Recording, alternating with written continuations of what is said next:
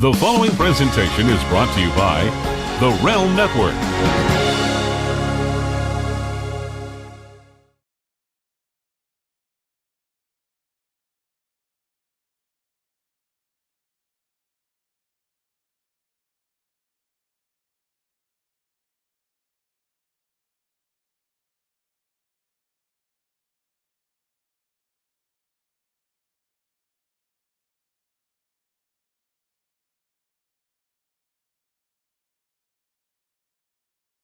The Attitude Era is widely considered by many as the greatest product the WWE has ever had. Now, relive the entire journey with exclusive commentary, insights, and episodic discussion with head writer Vince Russo.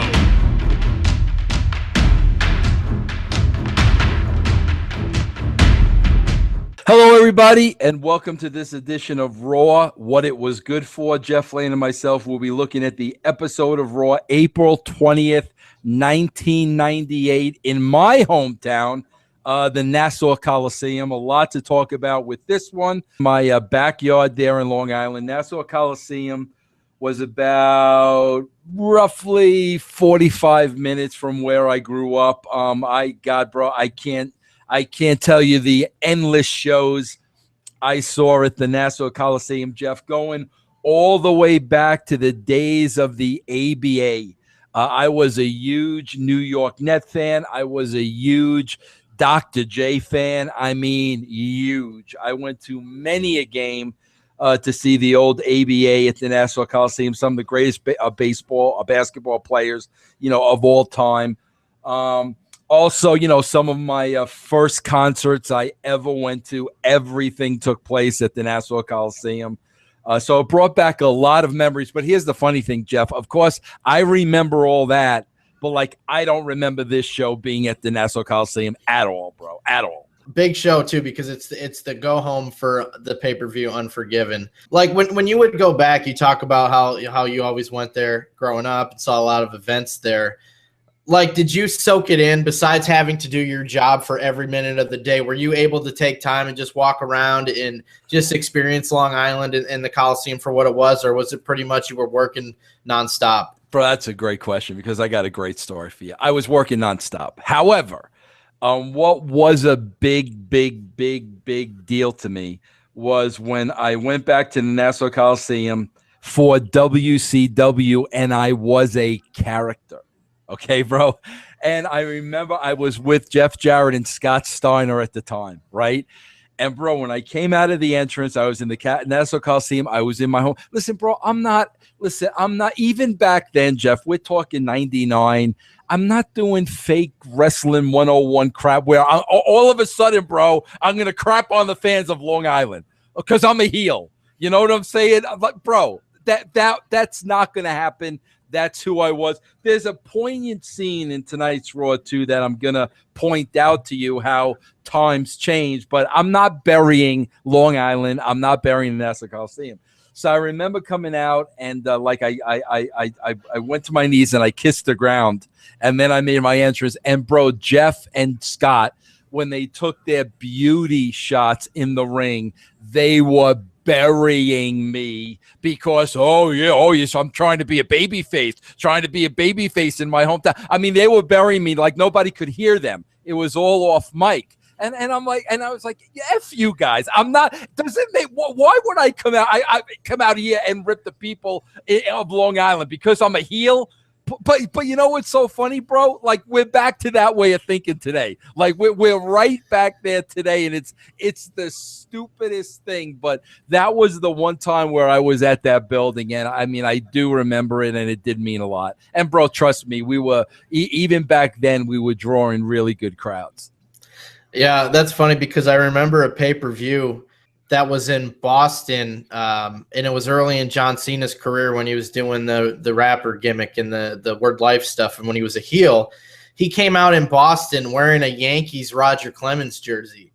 And while I thought that was hilarious, I'm like, does this make sense? This guy, this is where he's from. You know what I mean? So yeah. But I mean, I totally understand that. You can a heel can properly use that to their advantage, putting over the local crowd at the same time while burying everybody watching on TV, saying how the audience at home wishes they were from Long Island. I mean, you could be so simple. But before we get started in the show, I had a weird production question. I don't know if you know the answer to or not, but like 99% of WWE shows, where the hard camera is, the stage is to the left. Like if you're looking at the screen on TV from the hard camera, the stage is on the left.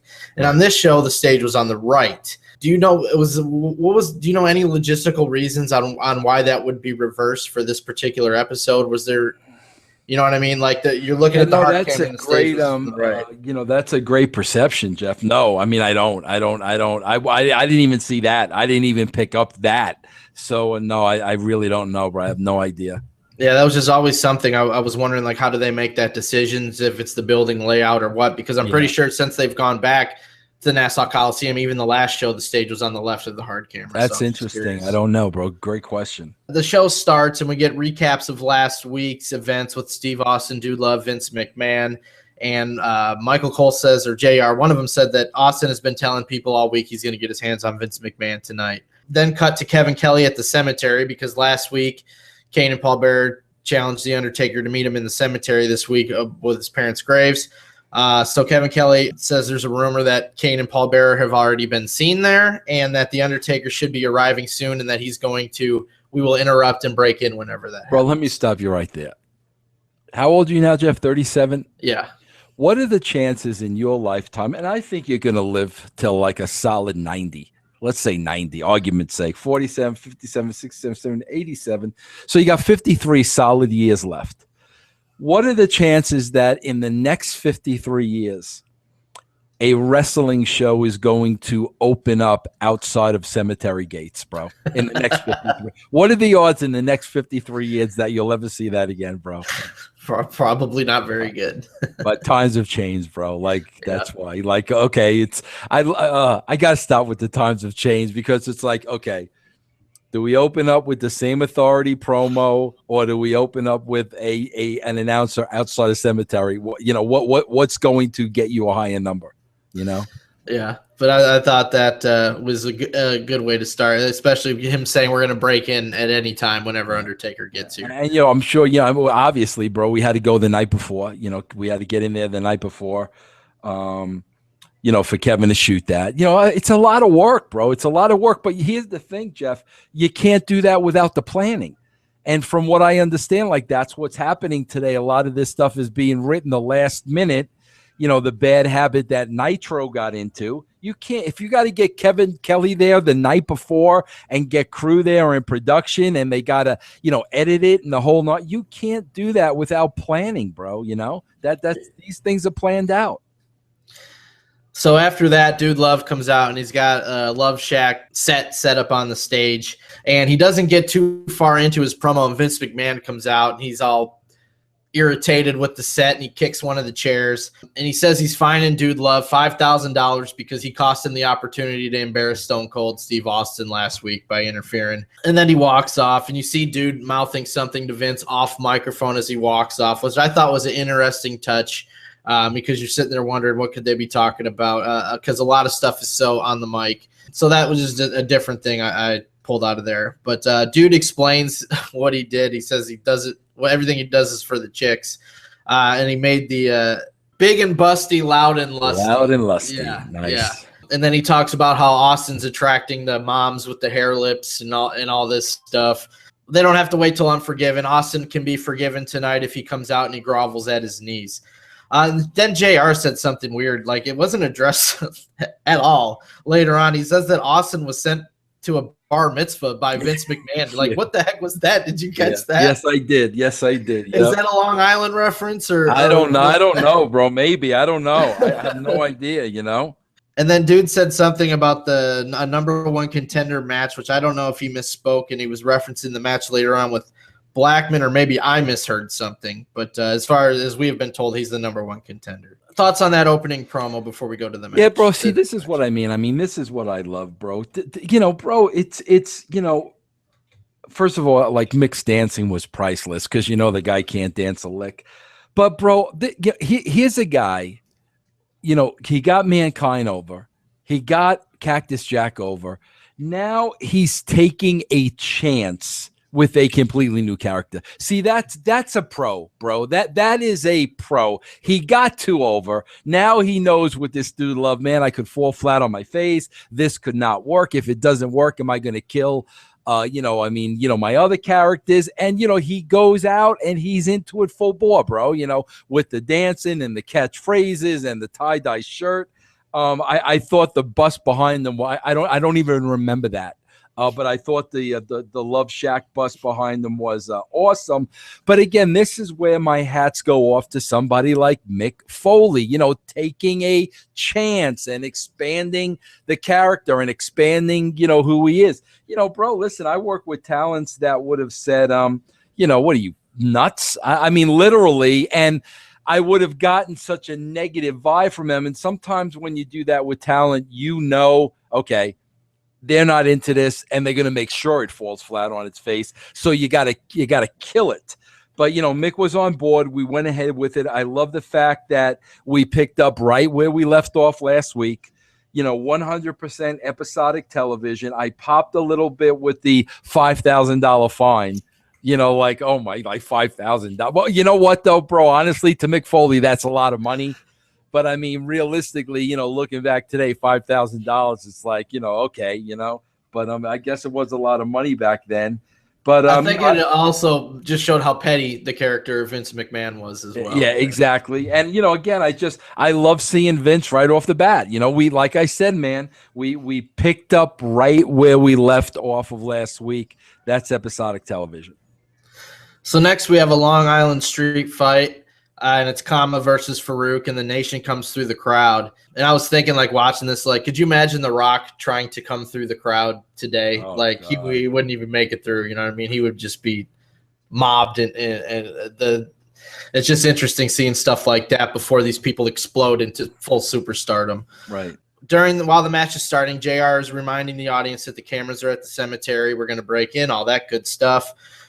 We see in the back that Steve Blackman and Ken Shamrock, they want to come out to help Farouk, but Dave Hebner and a couple of the guys, the officials won't allow them to do that. And during the match, Sergeant Slaughter and a few referees are holding the Nation back up on the ramp. So it's actually a one-on-one contest. And during the match, it's a Long Island street fight, so anything goes. There's no rules. Kama gets a hammer, sledgehammer type deal. It's a mini hammer or whatever. Goes to hit Farouk, who avoids it and hits him with his boot, hits the Dominator, and Farouk gets the win. Yeah, bro. I love the fact that, the match ended on a spine buster. Like, what? You know what I mean? I mean, that's how it was. I wrote here, bro, I'm gonna jump ahead of you, but right after this, we cut to DX in the back, right? Right. And what I wrote, bro, is we weren't even 20 minutes into the show yet. Okay, bro? We already saw, not even 20 minutes into the show, Dude Love, Vince McMahon, the Nation of Domination with the big heat between Rock and Farouk. That was the storyline. Taker and Kane and DX. We saw all that, bro, before the 20-minute mark. So the DX segment that you were talking about, they're backstage re-watching the highlight of them whizzing on DOA's bikes the previous week.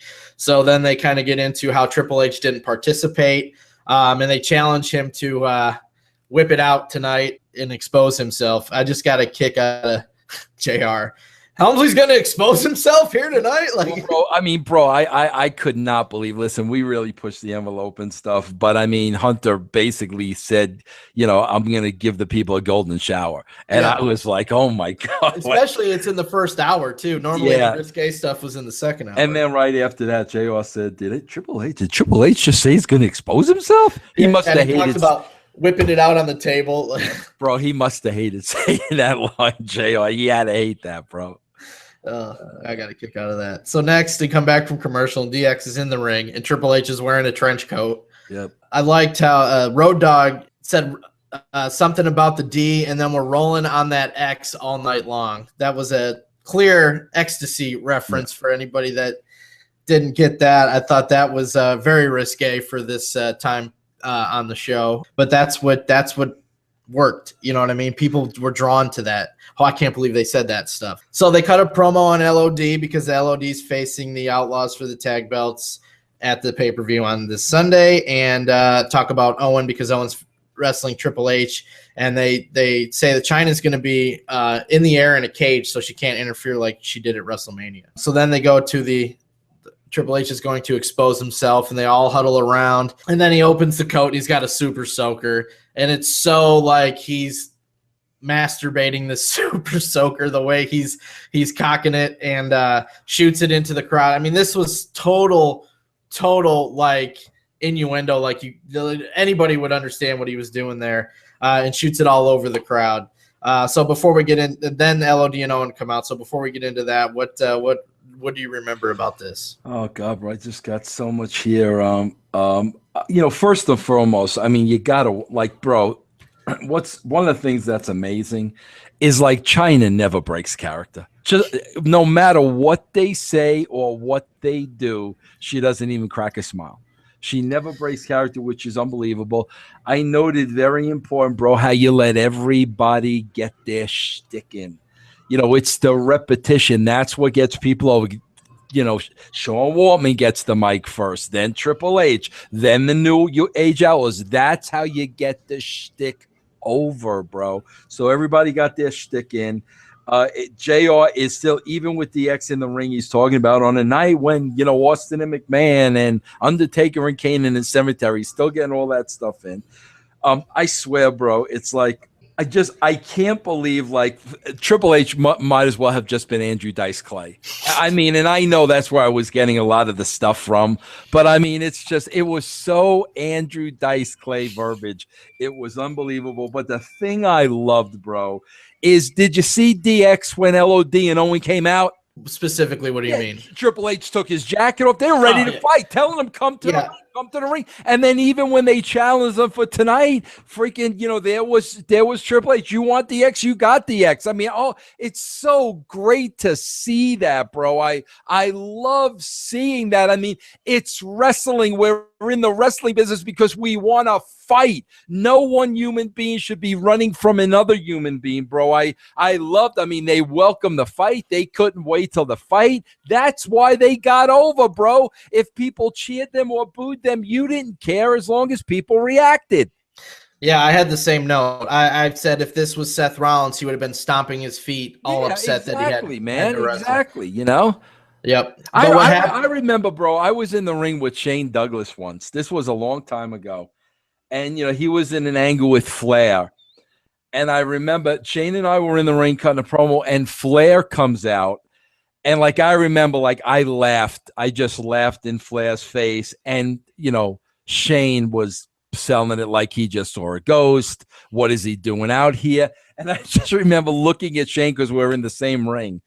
I'm like, what the F is wrong with you, bro? You're talking for 20 minutes about all the things you're going to do to this guy, and then you're surprised he comes out, and his eyes are bugging out of his head.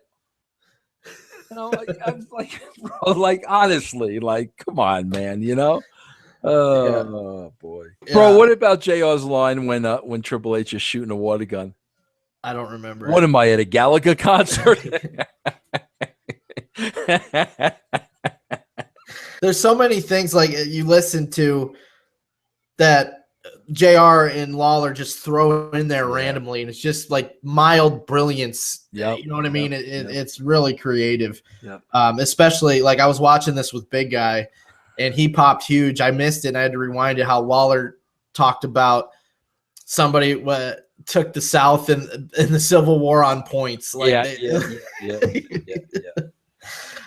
So Hawk gets on the mic and he says they're going to walk the walk tonight, and they all head towards the ring, and Slaughter stops them, says there's a time and a place, and the place is here tonight, but it's going to be later. We're going to have a 6-man tag match tonight between LOD and Owen Hart versus the Outlaws and Triple H. And like you said, Triple H, you want it, you got it, they're ready to fight. Doesn't matter that they're heels at this point. So backstage, we quickly see a lady bring Vince McMahon coffee. Then we see it went right back to DX, who's messing with the New York Jets ringside. So the headbangers are in the ring. There's about to be a match. We don't know what it is yet, but then we go back to Kevin Kelly, who's just updating us on the cemetery. So we know that. Don't forget about that. In the match, Dan Severn comes out, so it's a singles match. It's Dan Severn versus Mosh. And JR says that The Undertaker has just arrived at the cemetery, and we're going there directly after this match. Yep. And the match is Severn just is in control the entire match, does a bunch of suplexes and slams, and wins with his armbar submission. It's like, Jeff, we're going through everything we possibly can do to avoid them from changing the channel. And Brawl, again, I understand Nitro's on the other channel, but why can't that be the mentality today? Why can't Monday Night Football be their Nitro? When we're not going to let them turn over to the game. There was such a concerted effort to do that, bro, and it mattered. It mattered in the long scheme of things, and I just don't know why they've thrown out the window. Bro, you know what I'm noticing too? Like, could freaking Dan Severn not be Freddie Mercury's stunt double? I was like, that's a good point. Like, I was seeing Tom Selleck the entire time. Bro, you give Severn a little bit of an overbite, like he's Freddie Mercury. Okay, after the match, Taker attacks Kevin Kelly and all that. Yeah, that was hilarious. Because Kevin Kelly first says Undertaker's there, and they heard a blood curdling scream, and the Undertaker went after to see what it was. So then Undertaker comes in, grabbing Kelly. Where did they go? Where did they go? And Kevin Kelly screaming. I loved it. I rewound it and watched it twice, just for Kevin Kelly's reaction. I thought that was hilarious. Instantly go to commercial. Instantly come back right to Kevin Kelly. Like we're right back to the same spot. Yeah. So he speculates. He said the Undertaker took off. He speculates that he's heading back to the arena at this point. So we have no idea what took place in the cemetery at this point. That's kind of a cliffhanger for what's coming here in a few minutes. Next is Goldust versus Bradshaw, and before the match, Luna cuts a promo on Sable, putting over the evening gown match. She says she's going to strip her of her soul, her mind, and her body of every stitch of clothing, including her bra and panties. I just love between her and Sable coming out later. How many times are we just going to paint the picture of Sable's going to be naked on this pay-per-view? Even she did it. Like, I don't care if I'm naked. I mean, how many times were we just going to say, Sable's going to be naked? You know what I mean? That was the point of both of those segments. Yeah. That's it, bro. Like, unbelievable, So during the match starts, Goldust and Bradshaw, and JR says that Austin's on his way to the arena during the match. And the match is thrown out because Club Kamikaze does a hit and run on Bradshaw. I don't know if you noticed this, but I really liked how it was playing out because you got these three tiny guys attacking a monster. Yeah. And immediately Bradshaw's just swatting him away, away. It wasn't, you know what I mean? They had to jump on his back, two grab him, one jump off the top rope. So I thought that was well done to make it believable that these three tiny guys took out Bradshaw. And I want to say too, bro, first of all, I love the way during this match, I think it was towards the tail end, whatever, JR said, in the next hour and 10 minutes, Steve Austin is going to be confronting me. Like, he's even telling you, like, don't go anywhere. In the next hour and 10 minutes, he's going to get his hands on him, right?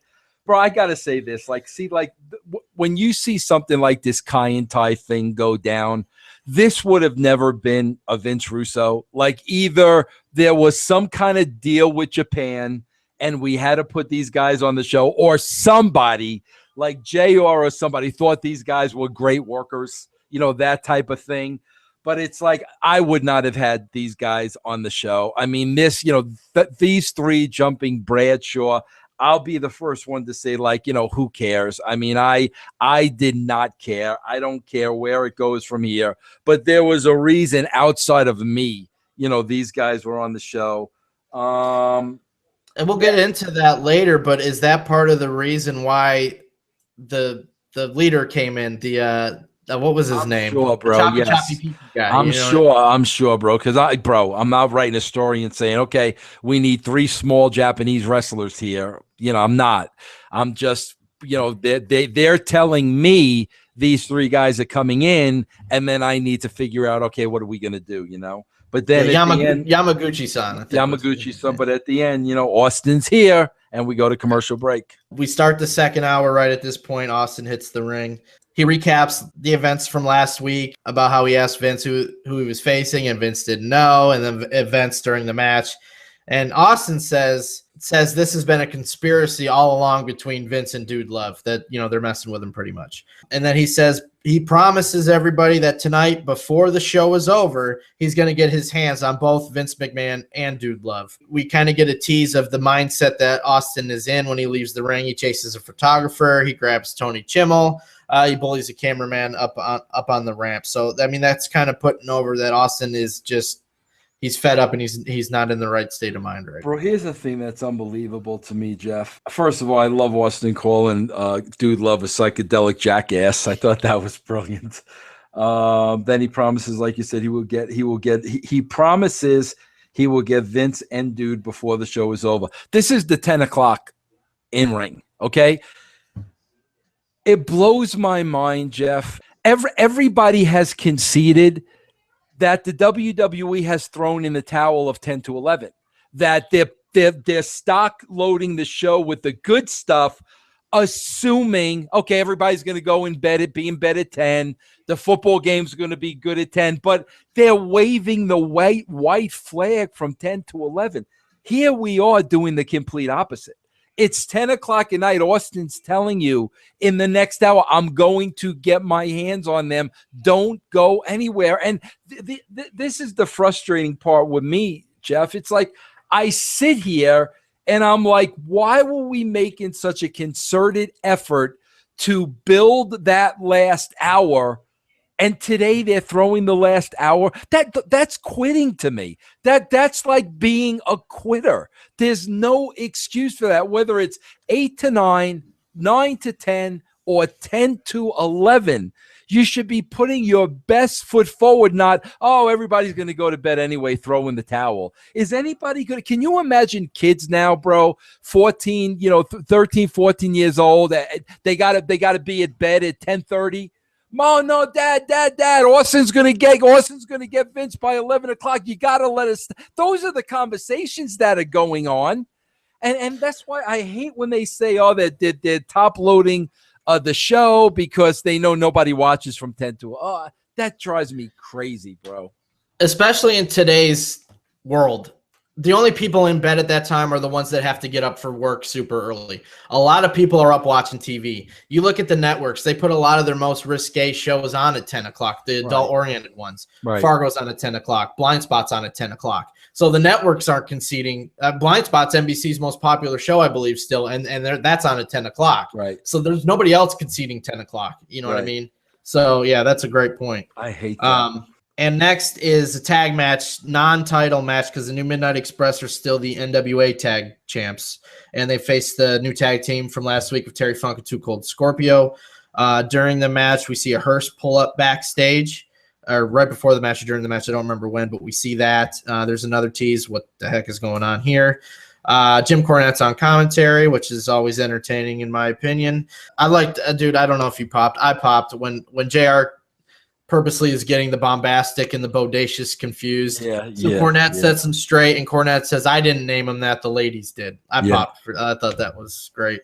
Scorpio wins with the 450 splash. Severn hits the ring and does the his suplex into the armbar move that he beat Mosh with, which they've been putting over as his finisher. And then Terry Funk runs in and runs them off. I had a note here before you give your thoughts on this match because I want your opinion on this as well. I thought during this show, while there's so much stuff going on, that there was a lot of wrestling during this show. I don't know if you saw that or not. It seemed like to me the matches were longer than normal for this era. You know what I mean? There was a lot of wrestling, bro. There was a lot happening. But, did you mention the hearse pulls up before this match? So, yes. They're there. Yes. Bro, I swear to God, man, Jerry the King may have delivered like his most tasteless line that like I went back and I heard it for the first time. if I would have heard it back then, I think I would have been hot at Lawler. I really think I would have taken offense to it and said something to Lawler. I don't know if you picked it up or not. I don't think I did. All right, bro, let me first let's say a couple of things first. I love the fact that even Cornette is talking about Austin and McMahon. So even Cornette is putting the Austin and McMahon over. Bro, they had, when the hearse comes in, okay, did you hear what freaking Lawler said? I may have and just blown it off. I don't know. Bro, Lawler said, I wonder if Linda McCartney is in there. Oh, no, I totally missed that. I checked Linda McCartney's Wikipedia. Bro, she died 3 days before this show. Wow. And I'm like, oh, bro, bro, you know the Beatle nut I am. Like, I would have took like huge offense.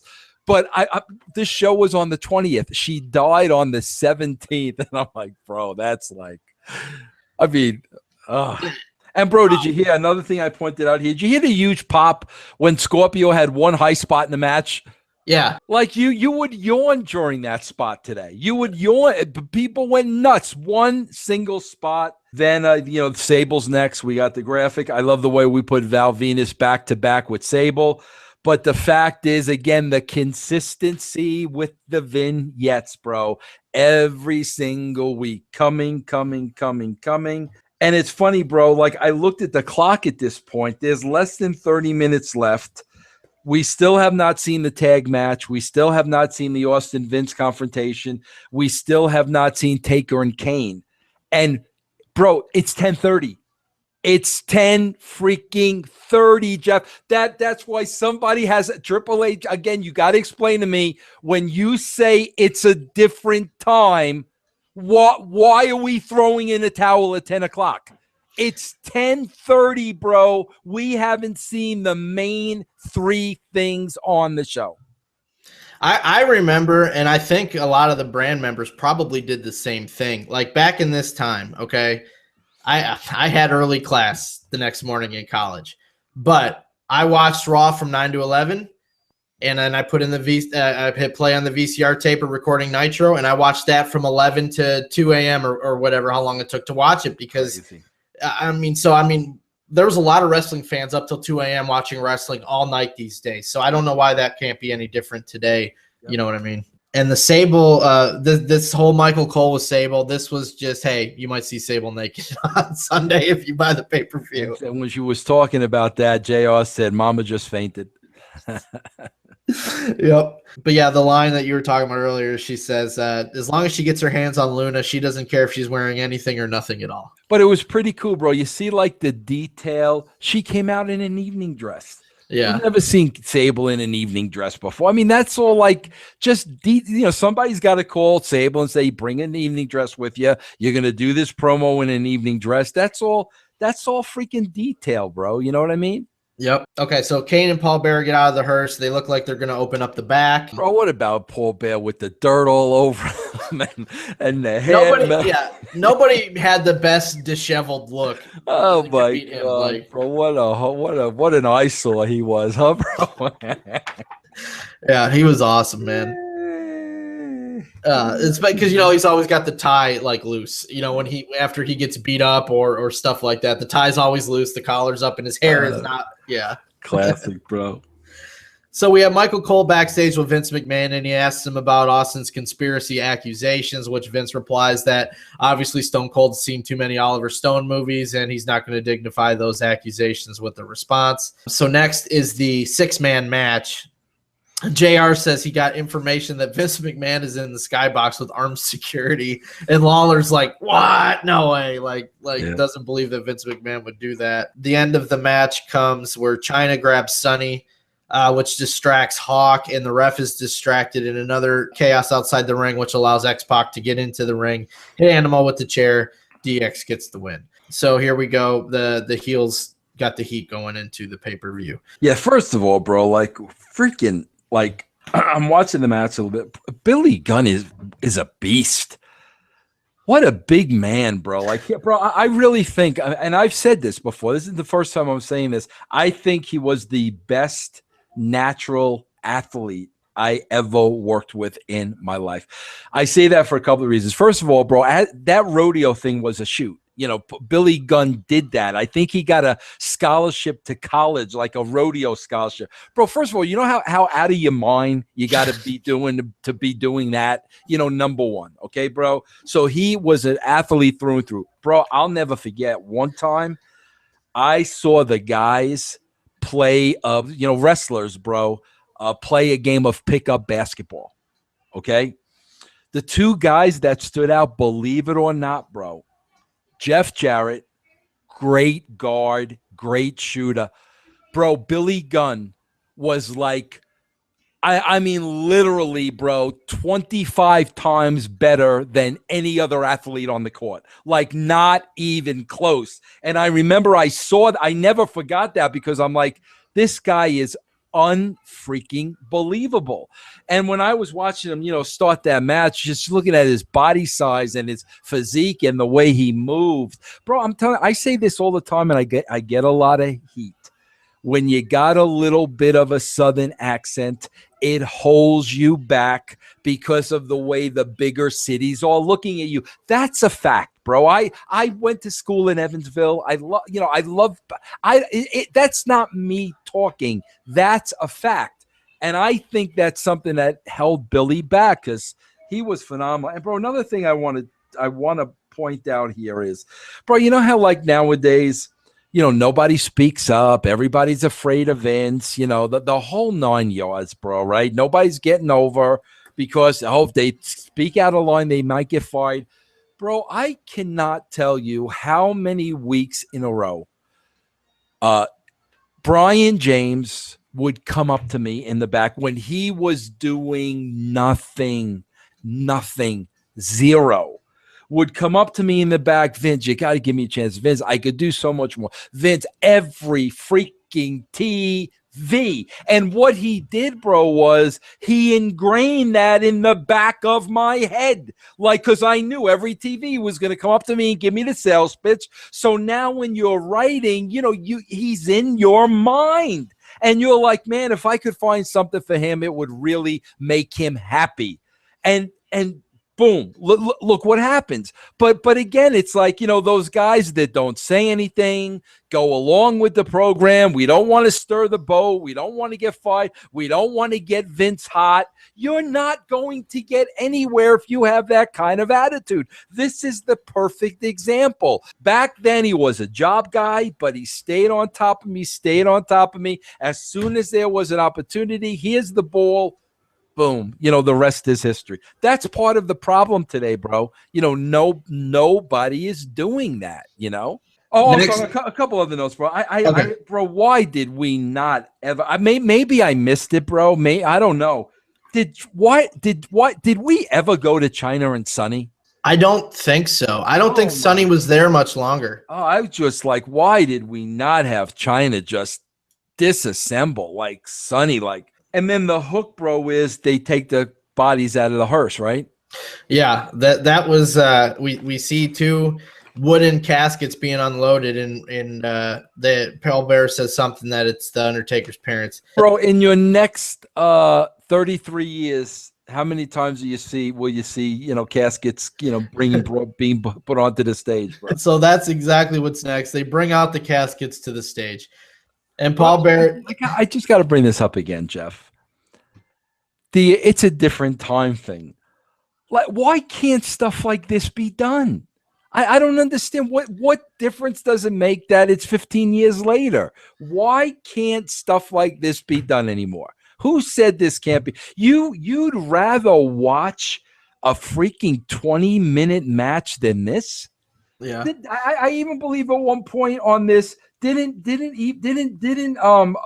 Paul Bearer even break into song? I mean, come on, man. I thought this was written well the main reason why is the point of this is, okay, we want to light these on fire. Okay. Yes. So obviously these caskets, these fancy caskets, metal caskets that you see today, anytime you go to a funeral with people are buried and they're not going to light on fire like that. Right. So what happens? Paul Bearer says, I picked out these caskets, the cheapest ones I could find. How horrible are these? So there's your reason why they're in wooden caskets. I get a kick out of that stuff because everything is explained. Yep. So the reason why they're there, according to Paul Bearer, is because the Undertaker was unable to attend the funeral. So he dug up the bodies and brought them there so the Undertaker could have his funeral. So the Undertaker comes through the crowd, and Paul Bearer is telling Kane, get gas on. So Kane's dumping the gas on. And Paul Bearer holds a match to keep the Undertaker at bay. But then he throws it on the casket anyway. Lights the one casket on fire. So Undertaker comes after, and Kane choke slams Undertaker on the second casket, which Paul Bearer says was his mother. So he goes through the casket. They get shots of worms. You see bones in there. I really enjoyed this. I want your thoughts on the entire Jeff, in deal your here. next 53 years, when are you going to hear an announcer say, bro, King, he's in his mother's casket? I mean, bro. But, bro, you're right. See, bro, this is how the writing process starts, okay? We're selling an Inferno match. There has to be fire. We already set a guy on fire. We can't do that again. That's how the whole. So now, I'm really not sitting there with anybody, bro. It's me, because Ed's not there by then. I got to come up with the show and present it by Vince. And, Vince and I didn't talk this detail. I had to bring the show to Vince. Then we discussed it. So I'm thinking, okay, how do we get fire involved? How do we get fire involved? How do we get fire involved? Remember I think he broke the headstones or something, a couple, everything. Okay, where do we go from there? What's logical? That's how it all happens. The shot when Taker's in his casket, and talk about freaking detail. What did they go to, the maggot store, bro? Like, where do you find maggots? Like, those were maggots. Where do you find maggots? But, bro, here's the beautiful thing. When Taker's in the casket, the crowd is silent. There's not, bro. They're buying this. They're believing this, bro. Nobody's saying a word. It's absolutely silent. And, bro, you listen, like King and JR lay out so you can hear the crowd. Nobody's saying anything, bro. That's just showing you just how freaking into it they were. Now, yes, it is a different time, bro. It is 15 years later. We've been exposed to much more in the meantime. But, I just can't see at that point the entire crowd breaking out in a chant to entertain themselves. That's got nothing to do with what's going on here. But, yeah, bro, just from the fire to the magnets to the maggots to the and, bro, here's the last note I wrote, which is unbelievable to me. Okay, bro? This isn't even the end of the show. Yeah, I know. This isn't even the end of the show, bro. We got more show left. Like, are you freaking kidding me? Yeah, you could have gone off the air with this and people have been going, holy, what, for the entire week. But, you make a good point about the 15 years later and being exposed, but Lucha Underground is doing stuff like this today. You know what I mean? The weird, supernatural, over the top, are you kidding me stuff, and the crowd buys it. So I think done correctly, it still works. Yeah. Also, I just had another note. This is the second big angle on this go-home show where the heel has the heat going into the pay-per-view on the babyface. It's something you always point out watching Raw. Big time heat.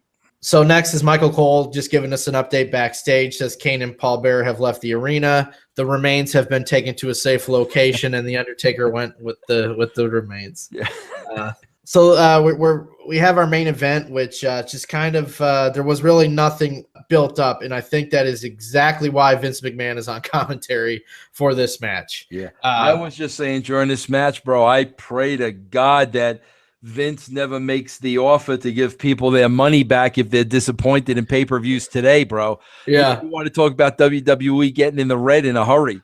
Yeah, that was the line. I don't know if I said it, but the main event is Steve Blackman versus Dude Love. So the whole point of Vince on commentary, he's selling the pay-per-view, he's selling why Dude Love's the number one contender, and he's teasing that he's going to try to screw Austin at the pay-per-view. He doesn't say it, but that's all the implications here. And JR's playing is it going to be the title match? You know what I mean? Like, JR knows what's going on. But yeah, Vince guarantees that something catastrophic is going to occur at Unforgiven. If not, he'll give the people their money back. And he says this is where he says he's going to be ringside during a part of the event. It's not going to be the Inferno match because he doesn't want to be anywhere near that fire. But at the same time, he's putting over the Inferno match for the last time by the pay-per-view for this Inferno match. Yeah. So then he starts insinuating it's going to be the Austin Dude Love match. They insinuate Earl Hebner's going to be the referee. And JR's like, okay. So Earl Hebner's the referee. WWF title match. You're at ringside, huh? And then they're like, what are you implying? And JR's like, I'm not. Nothing. You know what I mean? I'm not going there. Yeah. But you get the whole point. Are we going to see Montreal again with this match? So that was the sell. And then they do it even further with the finish. Dude Love puts on an abdominal stretch. Bell immediately rings. Okay, so there's your screw job because the referee doesn't even, he's not in on this one. He's like, I didn't call for the bell, blah, blah, blah, blah, blah. Vince McMahon's like, well, obviously he gave up. Audience, not stupid. They know Vince McMahon set this up. So then Blackman's all upset because he knows he didn't give up. He takes out the timekeeper, and then Vince goes to check on the timekeeper. Dude Love's still in the ring. Austin comes out, clotheslines Dude, takes him out, immediately flies out of the ring, and starts, pounding on Vince. So Dude recovers, gets Austin off of Vince. They brawl for a while. Love Vince McMahon in the ring, ripping off the jacket, stomping around like he's ready to go. Like, it's just so... It's such a great character and performance with this guy. I mean, everybody's thinking... if this was to happen, Vince McMahon would get destroyed, but you're buying that Vince believes he can beat up Stone Cold. That's why it worked, I think. Right. You know what I mean? Yeah. So he's strutting around. Patterson and Briscoe come in the ring, try to calm him down. Austin gets the stunner on both of those guys, and they sell it like they always do. Patterson flopping around. So then Dude and Austin start brawling again, and while Vince walks up the ramp with Slaughter. So we go off hot with this one. Nobody has the upper hand here. We're going off the air hot. We see Austin running after Vince, and we're ready for Unforgiven. So what's your take on that whole match? I love Patterson and Briscoe taking the bumps, bro, because they love it. Bro, look up real quick. Look up just for argument's sake. Look up at how old Pat Patterson was then in 1999. Okay, how long he would have been for the show? Yeah. I'm guessing. Oh boy, he's. All right, he's 74 now. Okay, so he's 98. That would have been 17 years ago, so 57, if I did my math right. These guys can't wait to bump. Patterson and Briscoe just cannot wait to take the stunner. They're flailing all over. I mean, it just that cracks me up, bro. Bro, they did not have to be talked into anything. They were not worried about getting hurt at 57, 58 years old. They just could not wait to get in there and take the stunner. And yeah, I mean, bro, you talk about leaving hot. I mean, Austin was chasing Vince up the stage, and the pay-per-view's the next chapter. I mean, yeah. And another note I had is you have to look at the effort put forth to sell this pay-per-view to the viewer. Oh my God. I mean, if somebody sits at the end of this show and says, I have no interest in the pay-per-view, I don't know if there's much more you could have done to change their mind. I mean, there's effort put in all over the place to get people to buy this pay-per-view on this show. Yeah. And bro, it's like freaking before you even think about Triple H and Owen or the New Age Outlaws and LOD, you got an Inferno match. And isn't Rock Farouk? Yeah. I think that's happening too. And then you got the Inferno match, Rock Farouk, Austin and Dude, and Vince is going to be down. Sable's going to get naked. Today, they'll book the pay-per-views on Sunday. They'll book a match on Monday. Yep. I don't know, bro. I don't know. So, Brand, if you're just joining us on this journey, we've decided last month that we're going to be doing the pay-per-views as they come up. Well, bro, you know what's funny? I was going to talk to you about that because I don't know what our decision was. I want to watch this pay-per-view. Yeah, that's good because we did decide to do them all. Yeah, I want to watch this pay-per-view. So I got to tell Jeff we're gonna watch it. I mean, what's the name of the pay-per-view? Unforgiven 1998. So we did decide for two reasons. A, the brand was requesting it. They want to watch the pay-per-views and get our thoughts on it. And B, there's so much story involved with the pay-per-views that we're missing it if we skip it. Yep. You know what I mean? So the next week we will be doing Unforgiven from April 98. Yeah. So I'm looking forward to that.